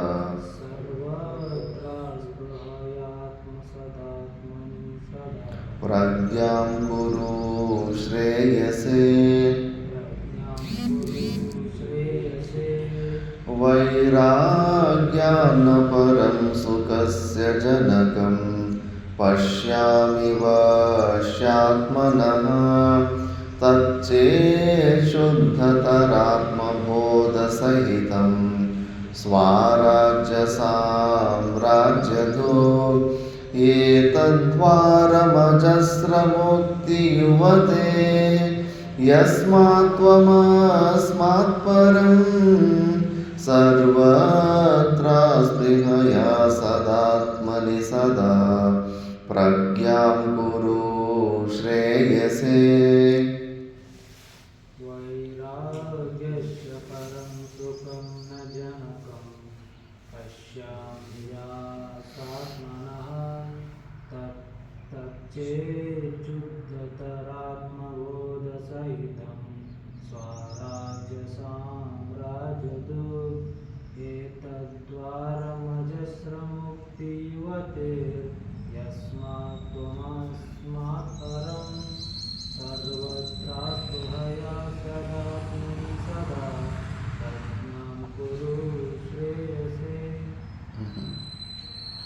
వైరాగ్యాత్ నా పరం సుఖస్య జనకం. వైరాగ్యం కన్నా ఇంకోటి మనకు సుఖాన్ని ఇచ్చేది వేరేది ఇంకోటి లేదు అని. వైరాగ్యంలో భయం కూడా, నిర్భయ స్థితిని కూడా మనం వైరాగ్యం ద్వారానే పొందుతాం. ఎన్ని రోజులు ఈ శరీరంలో నేను బతకాలనే కోరిక ఉంటుందో భయపడుతూనే ఉంటాం. దీన్ని రక్షణ చేసుకునే చింతనలో ఉంటాం. ఒక్కసారి తెగించిన తర్వాత దీన్ని వదిలిపెట్టాలనుకున్నప్పుడు విపరీతమైన తెగింపు వచ్చేస్తుంది. ఇంకా యుద్ధంలో ఇండియా పాకిస్తాన్ యుద్ధం జరిగినప్పుడు ఒక ఇండియన్ సోల్జరు పైన ఇరుక్కుపోయి చుట్టూ పాకిస్తాన్ సైడ్ చుట్టేసి ఉంటుంది. అతని దగ్గర బుల్లెట్లు కూడా ఖాళీ అయిపోయి ఉంటాయి. ఆ వైర్లెస్ ఫోన్ నుంచి ఇక్కడి నుంచి అతన్ని కాపాడి ప్రయత్నంలో వీళ్ళు ఉంటే కానీ ఒకటే ఫోన్ చేసి చెప్తాడు, మీ చుట్టూ నన్ను చుట్టేసిండ్రు, శత్రువులు ఎక్కడున్నారు లొకేషన్ మీకు తెలుస్తుంది, కానీ నేను ఎక్కడున్నాను లొకేషన్ మీకు తెలుస్తుంది కదా, మీరు అక్కడి నుంచి ఒకటి ఇది బారూద్ అంటే కన్నా సిరింగి నుంచి ఒకటి వదిలిపెట్టేసిరండి, నాతో పాటు వీళ్ళు కూడా చచ్చిపోతారు అంటే ఇంకా తను కూడా సావడానికి డిసైడ్ అయిపోయాడు. నేను ఒకటి పైన పర్వాలేదు వీళ్ళందరినీ వెంబడి తీసుకెళ్తానని చెప్పేసి. ఎందుకంటే కానీ ఇంకా అక్కడ భారతదేశం చుట్టిన తర్వాత అతన్ని కాపాడు లేరు, మళ్ళీ ఎనిమి లొకేషన్ ఎక్కడుందని తెలుసుకోవడం కూడా కష్టం ఉంది. అందుకే ఆడ మనసులో డిసైడ్ అయిపోయాడు, ఇక్కడ నేను బతికే ఛాన్సెస్ చాలా తక్కువని చెప్పేసి పోతూ వీళ్ళని కూడా అందరినీ ఒకసారి తీసుకుపోతానని చెప్పేసి అట్లా వేసేయండి, వదిలిపెట్టేయండి అని చెప్పేసి చెప్పిండంట. అంటే వైరాగ్యం వచ్చింది అనుకో, శరీరంలో నేను ఉండకూడదని వైరాగ్యం వచ్చిందంటే నేను లెక్క పెట్టాడు ప్రాణానికి కూడా. అంతటి వైరాగ్యం అవసరం ఉంది. అంతటి వైరాగ్యం ఉన్నప్పుడు భయము ఉండదు, సుఖం కూడా విపరీతంగా వస్తూ ఉంటుంది. అందుకే భర్తృహరి ఆ శ్లోకం ఎన్నోసార్లు చెప్పాను. అన్ని వస్తువుల్లో కూడా భయాన్ని పుట్టిస్తూ ఉంటాయి. భోగే రోగభయం, కులే చ్యుతి భయం, వృత్తే నృపాలాద్భయం,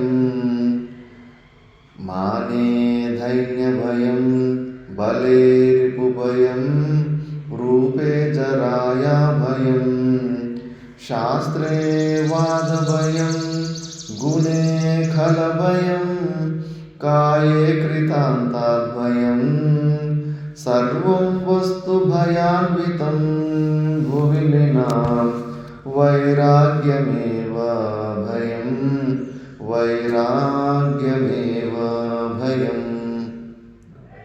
భోగే రోగ భయం. ఏదన్నా భోగాలు అనుభవిస్తూ పోతే దాని వెంబడే రోగాలు వస్తుంటాయి. మంచి ఏది అనుభవించి దాని వెంబడే సైడ్ ఎఫెక్ట్ ఉంటుంది. నాలుగు ఉన్నంతసేపే టేస్ట్, గొంతులో నుంచి కిందకి జారిందంటే ఇబ్బందులు స్టార్ట్ చేస్తుంది. అది యాసిడిటీని ఏదో ఒకటి చేసి. కులే చ్యుతి భయం, లోకవాసన. మనం ఎక్కడ ఏ ఊర్లో ఉంటామో, ఏ కులంలో ఏ మతంలో ఉంటామో, అయ్యో కూతురు పెళ్ళి సప్పో చేసి మంచిగా గ్రేట్గా చెప్పుకుండా పోతే కానీ వాళ్ళేమనుకుంటారు వీళ్ళేమనుకుంటారు, జీవితం అంతా వాళ్ళేమనుకుంటారు వీళ్ళేమనుకుంటారు, వాళ్ళ కోసం వీళ్ళ కోసమే లేని శక్తికి మించి పనులు చేసి ఎంతోమంది జీవితాలు ఇరుక్కుపోయారు, సప్పులు చేసి ఇరుక్కుపోయారు. అట్లా ఆ భయం ఉంటుంది. ఈ సమాజము నన్ను ఎప్పుడు తిరస్కారం చేస్తుందో, అందుకే సమాజంకి వాళ్ళందరికీ నచ్చేలాంటి పని, అనుకూలంగా ఉండేలాంటి పనే చేసుకోవాలని చెప్పేసి. మళ్ళీ విత్తే నిపాలాల భయం, నీ దగ్గర డబ్బులు ఉన్నాయా, ఇన్కమ్ ట్యాక్స్ భయాలు. ఇప్పుడు ఎవరన్నా 10 లక్షల కన్నా ఎక్కువ డిపాజిట్ బ్యాంకులో వేసినారంటే కదా నువ్వు ఇన్కమ్ ట్యాక్స్ ఫైల్ చేయాల్సిందే, నువ్వు జిఎస్టీ కట్టాల్సిందే. 9,99,000 వరకు నీకు రిహాతి ఉంటుంది. అంత నువ్వు బ్యాంకులో వేసి తీసుకున్నా నీకు ఏమి ట్యాక్స్ కట్ చేయరు. 10 లక్షల కన్నా ఎక్కువ నువ్వు వేసి తీసుకుంటున్నావు అంటే కదా అడుగుతారు, చూపించు మరి నీకు ఇన్కమ్ ఎక్కడి నుంచి వచ్చింది, మరి జిఎస్టీ కట్టు, ట్యాక్స్ కట్టు అని. ఆ ఫైల్ చేయలేదు. ప్రతి ఒక్కడు కూడా ఇప్పుడు ఇన్కమ్ ట్యాక్స్ కట్టేలాగా బ్యాంకులు వేసి తీస్తే టక్కని కట్ చేసేసుకుంటారు వాళ్ళు. మనకి ఇన్కమ్ నీ దగ్గర డబ్బులు ఉన్నాయంటే కానీ ఇన్కమ్ ట్యాక్స్ అప్పుడు రాజులు ఉంటే కానీ ఎవరి దగ్గర సేట్లు గీట్లు ఉంటే కానీ ఆయా సేటు ఇంత తీసుకుని వచ్చి నువ్వు ట్యాక్స్ ఇచ్చేయాలని చెప్పేసి గూండాలు కూడా బెదిరిస్తూ ఉంటారు. బయట సిటీల్లో అయితే కానీ ఆస్తి ఎంత ఉన్నా కూడా మళ్ళీ డీలింగ్ చేస్తే కానీ నువ్వు ఎన్ని 100 ఇళ్ళు కడుతున్నావా, నాకు ఒక 5 ఇండ్లు డబ్బులు నాకు ఇంటికి పంపించేయి, నేను నిన్ను చంపకుండా ఉంటానని బిల్డర్లకు బెదిరిస్తూ ఉంటారు. అట్లా విత్తే కృపాలాది భయం. డబ్బులుంటే ఏమి సొంత పిల్లలతోనే నీకు భయం ఉంటుంది. పుత్రాదపి భాజాం భీతి అని చెప్పేసి ఎన్నో చంపేసిండ్రు. ఇంకొక తండ్రి ఇంకొక సంవత్సరంలో రిటైర్డ్ కాబోతున్నాడంటే తండ్రి ఏదైనా ఇట్లా అకాల వృత్తి ఏదైనా వస్తే కానీ తండ్రి జాబు పిల్లలకు వస్తుంది. ఆ కాన్సెప్ట్ కోసము అమ్మ కొడుకు కలిసి తండ్రిని చంపేస్తే కానీ ఆ ఉద్యోగం మళ్ళీ కొడుకు వస్తుంది. మళ్ళీ మెల్లగా కూతురు ఎవరికో ఈ విషయం తెలుసుకొని డౌట్ వచ్చి పోలీస్ కేసు పెడితే మళ్ళీ దొరికిపోయిండ్రు. అంత ఘోరంగా ఉంటుంది. ఏదైనా నీ దగ్గర కొద్దిగా సంపత్తి ఉన్నా కూడా పిల్లలే నీకు శత్రువులు అయిపోతారు, పీకు తినేస్తారు మళ్ళీ. మరి అందుకే విత్తే కృపాలాది భయం అని, మానే దైన్య భయం. మంచి పేరుతోటి బతుకుతానికి చెడ్డ పేరు ఎక్కడ వచ్చేస్తుందో అని చెప్పేసి భయపడుతూ ఉంటాడు. ఆ మంచి పేరుని కాపాడుకోవాలని చెప్పేసి. బలేరుపు భయం. ఎవడన్నా ఒక బలవంతుడు ఉన్నాడనుకో, ఎమ్మెల్యేలు వాళ్ళు వీళ్ళు, ఆ ఏరియాలో ఎవరన్నా బిజినెస్లు బాగా ఎదుగుతున్నాడు, ఇట్లా మీటింగులు పెట్టుకుంటున్నాడు, 30 కోట్లు ఖర్చు పెట్టేంత సామర్థ్యం వచ్చిందంటే వీళ్ళు భయపడుతూ ఉంటాడు. వాడేమైనా ఎలక్షన్లో నిలబడితే కన్నా మళ్ళీ నాకు పోటీ వస్తాడా అని చెప్పేసి. రూపే జరాయ భయం. బాగా అందంగా కనిపించేటోళ్ళు వయసు అయిపోతుంది, అంత ముడతలు వస్తున్నాయంటే కానీ నాకు ఇంజక్షన్లు వేయించుకొని ఆ క్రీములు అవి ఇవి వేసుకొని ఎప్పుడు ఎండుగా కనిపించాలని ఎప్పుడు వాళ్ళకి ఆ చింత ఉంటుంది. శాస్త్రీయవాద భయం. శాస్త్రం చదివి బాగా మంచి పండితుడని పేరు తెచ్చుకుంటే కానీ ఎవరన్నా తిక్కోళ్ళు ఉంటారు. ఒకసారి విచిత్రమైన ప్రశ్నలు అడుగుతారు. ఆ ప్రశ్నలకి 10 మందిలో సమాధానం చెప్పకుండా పోతే కన్నా మొత్తము అవమానం పాలైపోతారు. అందుకే శాస్త్రం చదివినోడు అంత బాగా తయారు చేసుకొని ఎక్కడన్నా బయటకు పోలంటే పోతూ ఉంటాడు. ఎంత తయారు చేసుకున్నా వాడిని మించినోడు ఎవడో ఒకడు ఉంటాడు, వారికి ఆ భయం ఉంటుంది. 10 మందిలో నేను పండితుడని పేరుంది, ఆ పేరు పాడు కాకుండా ఉంటే చాలా భయపడుతూ ఉంటాడు. మళ్ళీ గుణే కల భయం. మంచి గుణాలు ఉన్నవాడికి నేను చెడ్డ పేరు ఇక్కడ వస్తున్న వారికి భయం ఉంటుంది. మళ్ళీ కాయే కృతాంతాది భయం. ఈ శరీరం ఎప్పుడు చచ్చిపోతానని మృత్యు భయం మాత్రము భయంకరంగా ఉంటుంది. అభినివేశం అంటారు. ప్రతి ఒక్కరికి మృత్యు భయము ఘోరంగా ఉంటుంది విచారం చేసుకోకుండా. అందుకే సర్వం భువి నృణాం. ఈ భూమిలో మనిషికి నృణాం అన్ని భయాన్ని ఉత్పన్నం చేసేలాంటివే వస్తువులు ఉన్నాయి. మనమంతా దాన్నే పట్టుకుంటున్నాం. కానీ ఒకటి మాత్రము అభయాన్ని ఇచ్చేది వస్తుంది. ఏదంటే వైరాగ్యమేవ అభయం. వైరాగ్యం ఒకటి మాత్రము మనకు ధైర్యాన్ని ఇస్తుంది, భయం లేని స్థితి. తెగించి ఉంటాడు వైరాగ్యం ఉన్నాడు. పోతే పోని ఉంటే ఉండని అని చెప్పేసి, అసలు ప్రాణం ఉంటే ఉండని పోతే పోని అంత తెగించి ఉంటాడు. అందుకే వైరాగ్యంలో భయం కూడా ఉండదు, ప్లస్ సుఖస్య జనకం.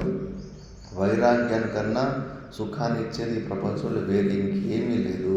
పశ్యామి వశ్యాత్మన.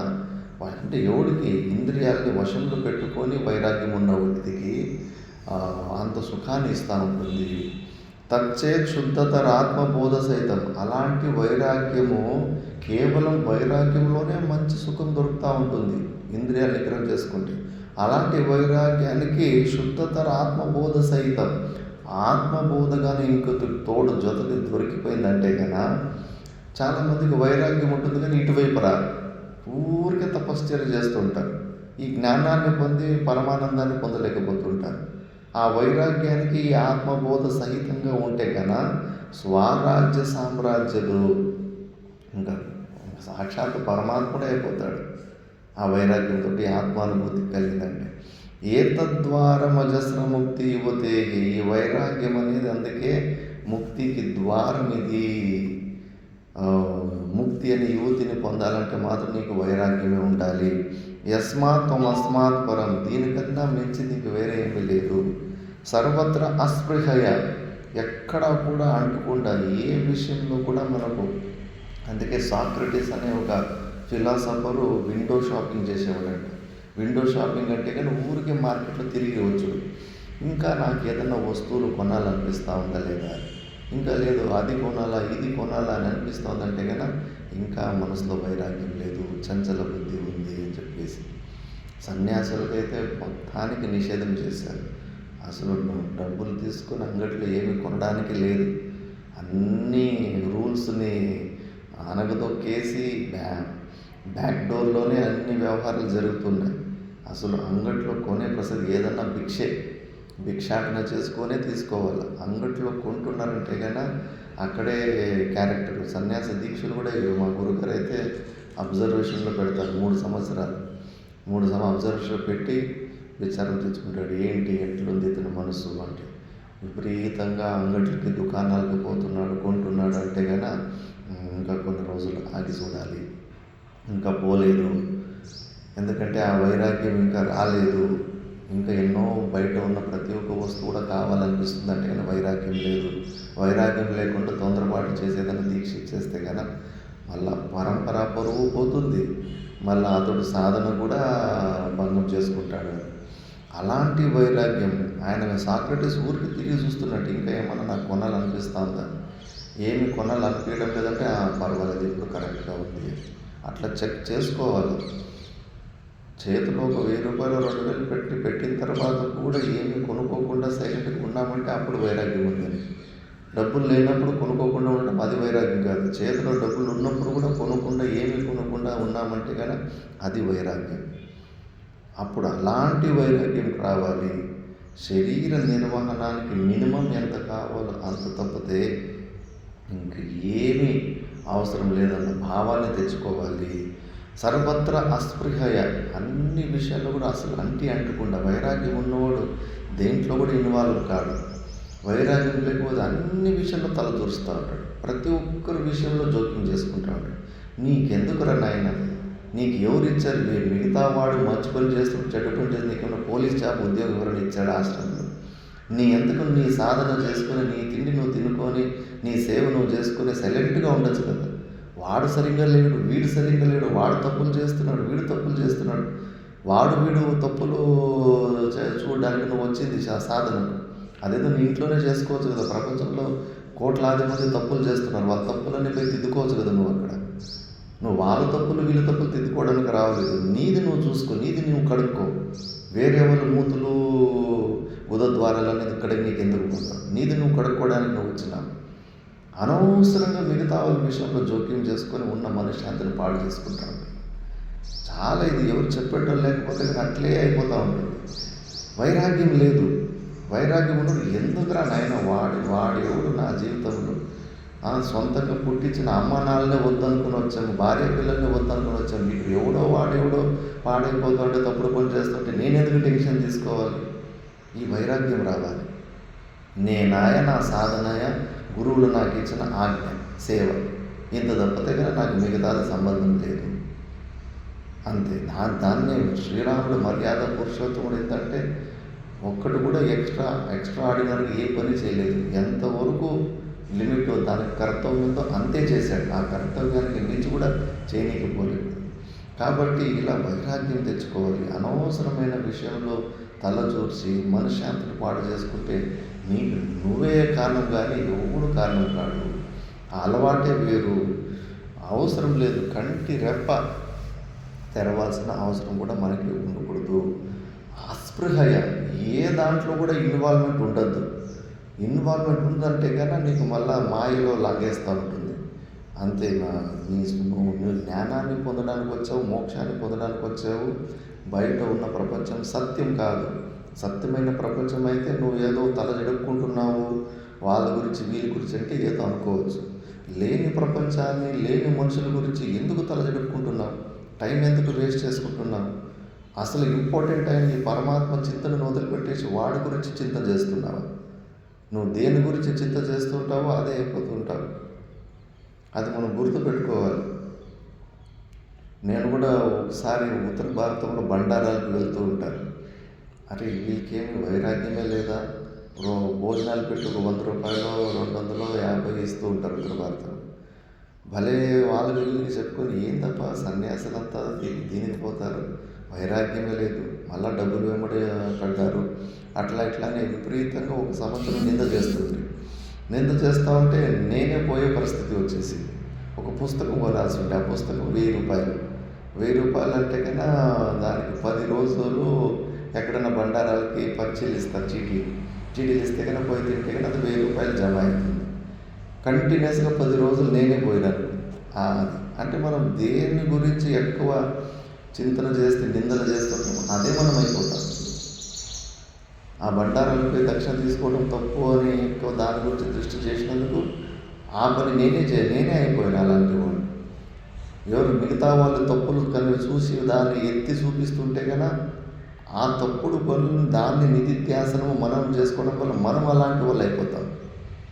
అందుకే విషయాలను దోష దర్శనం చూసుకోండి. వ్యక్తుల్లో ఉన్న దోషాలు సుడిగుడ్ను, దోషాల గురించి చిత్తనం, దోషాల గురించి కథనం, అన్యోన్యం బోధనం చేసుకుని ఆ దోషాలు వాడి దోషాలు నువ్వు చూడటం ఒకటి తప్పు, చూసి నీ మనసులో మళ్ళీ దాన్ని స్మరణ చేసుకుంటుండో తప్పు.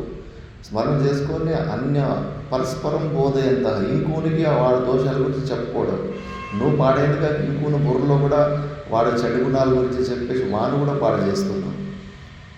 మంచి గుణాలను చూసి అలవాటు నేర్చుకోవాలి. చెడు గురించి ఎక్కువ చింతలు చేసి మాట్లాడుకుంటా ఉంటే మనకు వచ్చేస్తాయి ఆ గుణాలు. తెలుసో తెలియకుండా మనకు ఆ గుణాలు వచ్చేస్తాయి. ఎందుకంటే దాని గురించి ఎక్కువ చింతన చేస్తున్నావు కాబట్టి వదిలిపెట్టేయాలి, వైరాగ్యాన్ని పొందాలి. అస్పృహయ దేనికి అంటుకున్నట్టుగా సైలెంట్గా. నిందారసము అంత మంచిది కాదు. పక్కదారిలో పోయి ముడును మన నెత్తి మీద వేసుకుని కూర్చుకున్నట్టుగా, ఇప్పుడు పాప మూటని మీదకి వేసుకున్నట్టు వదిలిపెట్టేయాలి. మన కోసం వచ్చారు, ఎవరి కోసము రాలేదు. భగవద్ ఎవరికి బాధ్యతను వాళ్ళు చూసుకుంటూ ఉంటారు. ప్రపంచంలో అందరూ పుణ్య పాపకర్మ చేసుకొచ్చారు. ఆ పాపకర్మ నిమిత్తం ఏదో చెడు పనులు, పనికిరాని పనులు చేస్తూ ఉంటారు. అవన్నీ చూసి తల జడుపుకోవడానికి మనం ఇల్లు వదిలిపెట్టి వచ్చింది. కుక్క తోక వంకరగా మరి దాన్ని చక్కగా చేసి చూపించండి. ఎందుకో దాన్ని వదిలిపెట్టేశారు, ఎందుకంటే అది కాని పని. మరి మిగతా వాళ్ళని చెడు బుద్ధులు ఉన్నారు, చెడు పనులు చేసేవాళ్ళు వాళ్ళేమో ఎందుకు పడ్డారు? వాళ్ళు మంచి వాళ్ళు చేసేయాలగా ఆ ప్రయత్నం రాముడు కృష్ణుడే వచ్చిపోయారు, కానీ అది ఎప్పుడు జరగలేదు. అట్లా వాళ్ళకి యాస్ట్కి వచ్చేసి వదిలిపెట్టి వెళ్ళిపోయారు, నా వల్ల కాదని. మరి మనం కలిపేసి ప్రపంచాన్ని మంచి చేయనికేతుంది. వదిలిపెట్టేయాలి. ఇంకోరు గురించి ఆలోచించడం వదిలిపెట్టేయాలి. ఎందుకంటే కానీ అసలైంది పోగొట్టుకుంటాం. ఎప్పుడు పరమాత్మల గురించి మనం చింత చేస్తూ ఉండాలి. అప్పుడు శాంతి వస్తుంది, అప్పుడు పరమానందం వస్తుంది. నిన్ను చూసి మళ్ళీ ఆ వ్యక్తి చెడు పనులు చేసే వ్యక్తి కూడా అబ్బా ఈయన ప్రశాంతంగా ఉన్నాడంటే కానీ ఆయనలాగా నేను జీవితం గడపాలని నిన్ను చూసి నేర్చుకోవాలి.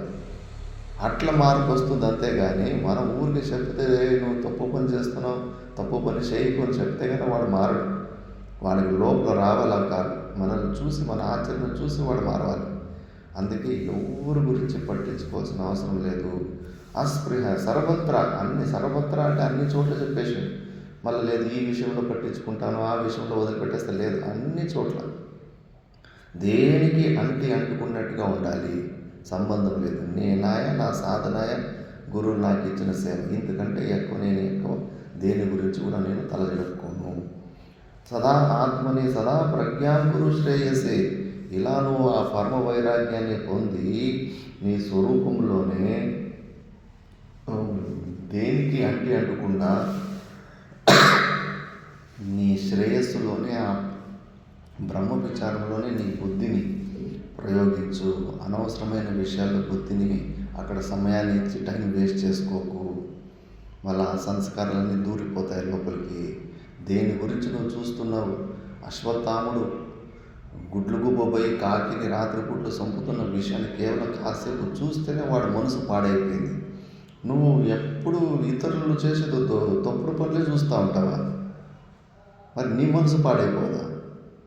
ఒక 5 నిమిషాలు చూసిన దానికి వాళ్ళ బుద్ధి మనసు పాడైపోయి 3000 మందిని రాత్రిపై నరికేసిండు. నువ్వు మళ్ళీ మనుషుల్లో ఉన్న ప్రతిరోజు ఆ మనిషి చేసే తప్పుడు పనులు చూసి తల జడుపుకుంటున్నావు అంటే కనుక నీ బుద్ధి అట్లా పాడు కదా.